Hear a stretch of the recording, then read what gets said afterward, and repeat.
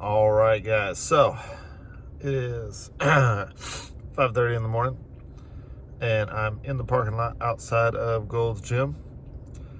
And this is the struggle bus moment. 'Cause I'm tired. I was up late last night, and I don't want to go work out.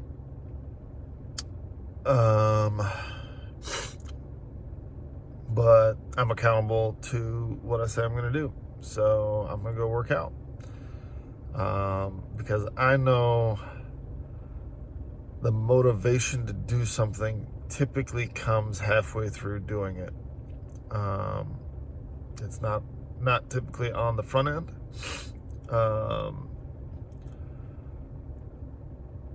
And so, yeah, I'm not going to be controlled by my emotions. I'm going to have my decisions and my follow through be what controls me, my discipline to follow through with things that I said I'm going to do.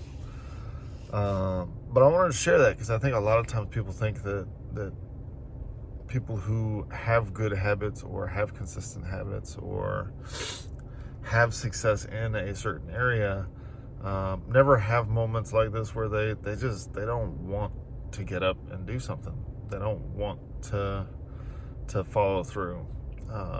But we follow through anyway, and that's what leads to success in that area. Because it's easy to get up and go to the gym when you feel like it. But the blessing of the gym comes from when you go and you don't feel like it. So, yeah. See you in a few. All right, today has been a fireball day. Since I recorded my message earlier this morning for working out. Since then, I've gotten all of my habits in for the day. Ended up moving some retail product, ended up having a first meeting with someone who potential business partner decided not to go that route, and we're going to shift toward the prospective client route. Great person, just not a good fit for what we're working on. And yeah, so books, reading, enthusiasm makes a difference.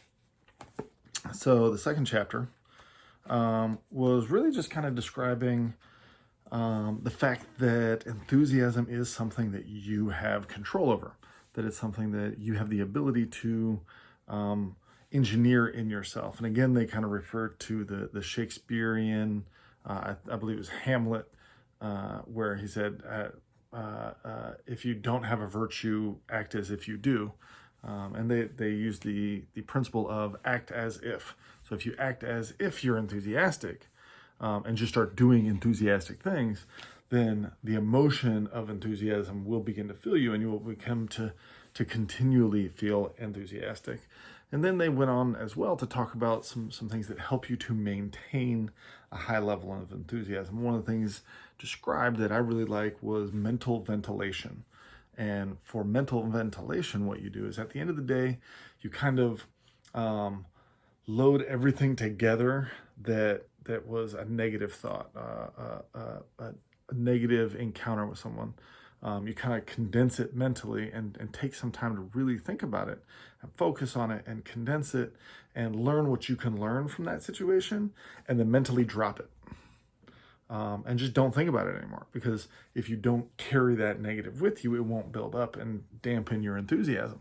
And a lot of what causes people to not be enthusiastic is they've got this pile of baggage of negative interactions that is just lingering and never resolved in their minds, and they're never able to let those go.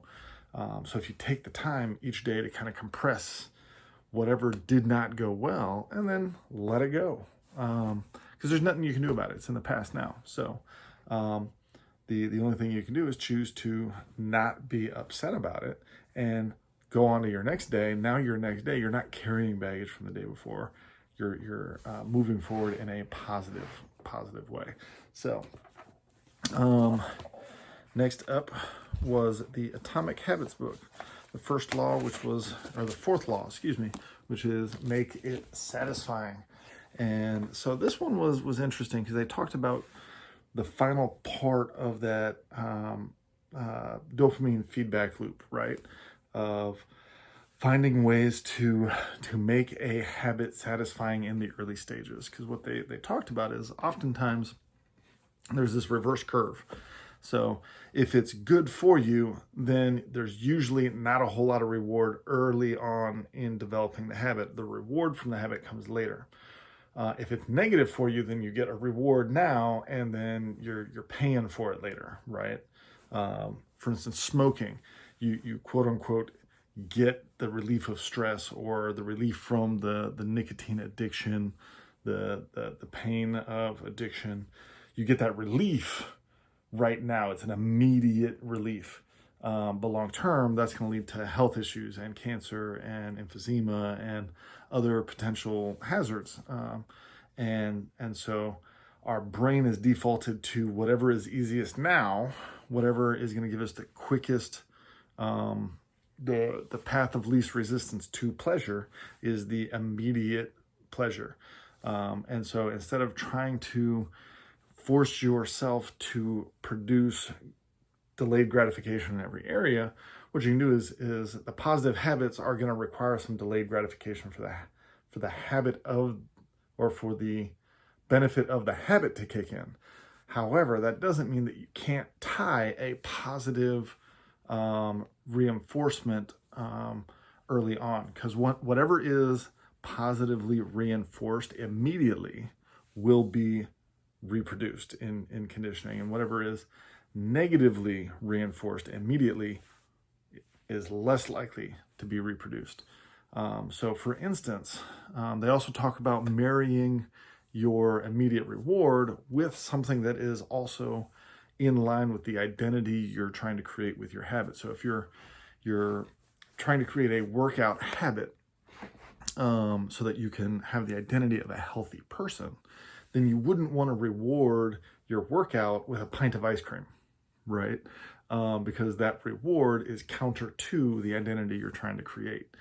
So finding a reward that is also in line with, or at least not counter to, the identity that the habit is trying to create. So for instance, if you're trying to become a healthy person, and so you're working on a workout habit, your reward might be that you stay consistent with your workout habit for 2 weeks, and then you'll go get a massage, because that is a much more immediate short-term gain that you'll get from that.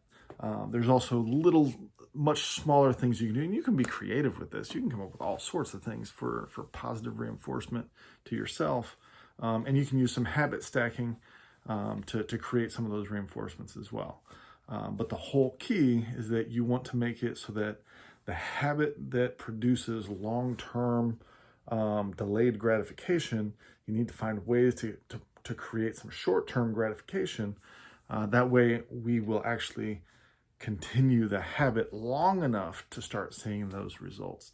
So phenomenal chapter, and it very, very beautifully breaks down those concepts in a way that's digestible and understandable. So really loving this book. We're actually going to be wrapping it up here in the next couple of days. So fired up. Love you guys. Have a great evening. Bloop.